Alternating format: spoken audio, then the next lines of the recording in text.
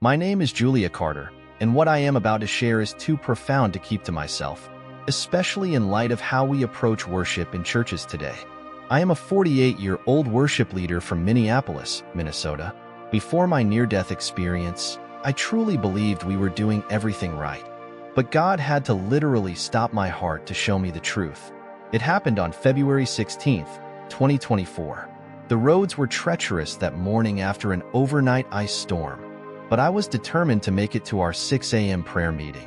For weeks, I had been feeling an inexplicable unease about our worship ministry. I couldn't put it into words, but something felt off.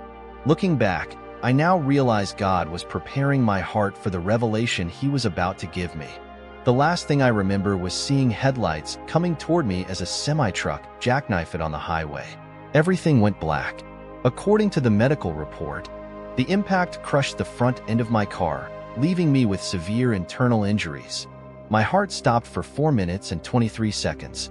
Yet in what felt like mere seconds, I experienced an entire journey in the spiritual realm. I first became aware of myself floating above my body. I could see the paramedics working frantically to resuscitate me as they cut through the mangled wreckage of my car.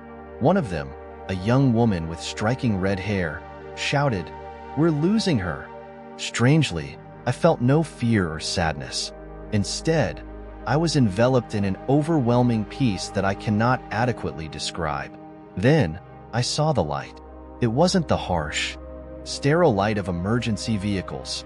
It was a warm, living light, pulsing with love and purpose. I was drawn toward it, and as I moved closer, I became aware of a presence beside me. I turned and found myself face to face with Jesus Christ. Words fail to capture His appearance. His eyes held the depth of eternity, yet radiated a love so personal it felt as if they were crafted solely for me. He smiled, and in that moment, I felt fully known and unconditionally loved. "Julia," He said, His voice resonating through every fiber of my being. "I've brought you here because there's something crucial you need to understand about worship in my church. You've been feeling the burden, haven't you?" I nodded, thinking of the unease I'd been experiencing during our worship services. "Come," He said, extending His hand. "I want to show you what's really happening." Instantly, we were in what I can only describe as a spiritual observation room. Before us, countless scenes played out simultaneously, worship services from churches around the world. But Jesus allowed me to see beyond the physical. I could see into the spiritual realm, and what I witnessed broke my heart. "Watch carefully," Jesus said, directing my attention to a large, contemporary worship service. The production was flawless. Lights painted the room with vibrant colors, the sound system delivered pristine audio, and the worship team performed with stunning skill. By earthly standards, it was perfect. But in the spiritual realm, I saw something sinister. Dark shadows slithered through the congregation like smoke, weaving between people and around the stage. Demonic entities fed off the pride and self-focus of some worship team members. They whispered to the technical crew, urging them to prioritize the production over prayer. I gasped, "Lord, is this happening in my church too?" "Watch more," He said.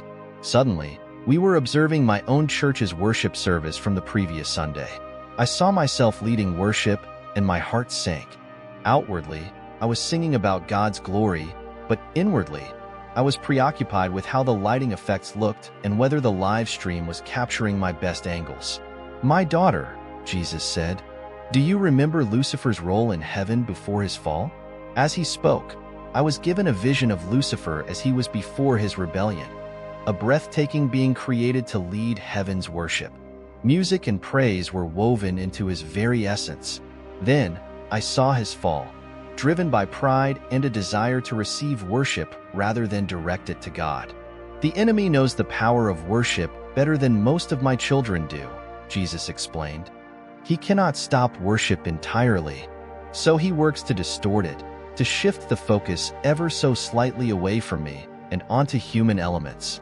Jesus began to show me specific ways the enemy had infiltrated modern worship.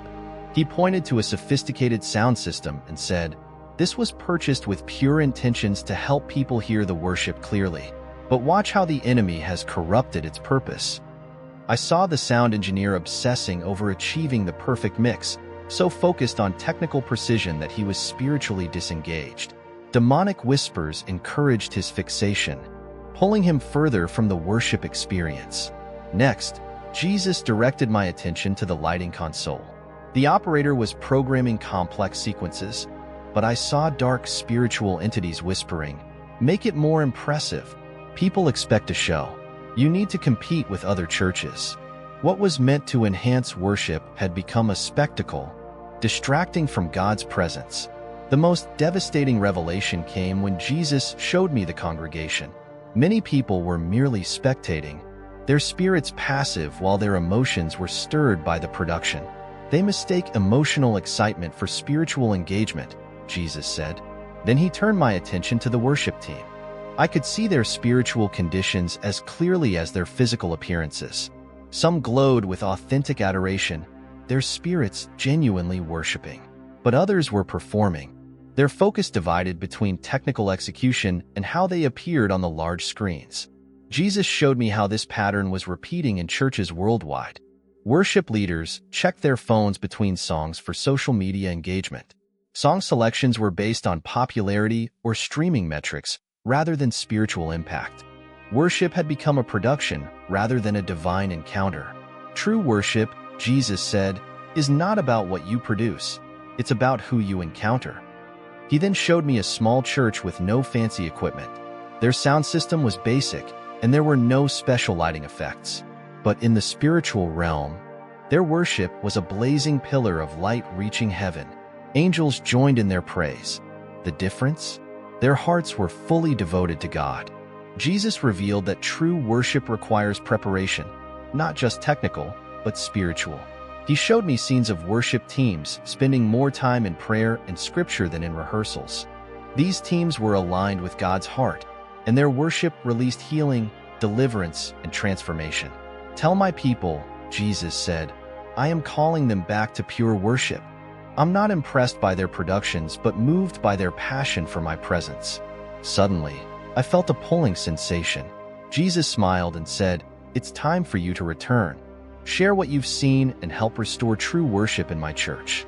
I awoke gasping for air as the paramedics successfully resuscitated me. The red-haired paramedic I had seen earlier from above exclaimed, "Welcome back." The doctors called my recovery miraculous. Despite the severity of the crash, I suffered no lasting injuries. Since that day, everything about how I approach worship ministry has changed. Our team prioritizes prayer, scripture, and spiritual preparation over production. We evaluate every song for theological depth and focus on creating space for authentic encounters with God. The transformation in our church has been profound. Healings, deliverance, and a renewed passion for worship have become commonplace. I share this testimony not to condemn but to awaken. Jesus is calling his church back to worship that glorifies him alone. True worship is not about perfection, but about pursuing God's presence with pure hearts. Let us return to worship that transforms lives and brings heaven to earth.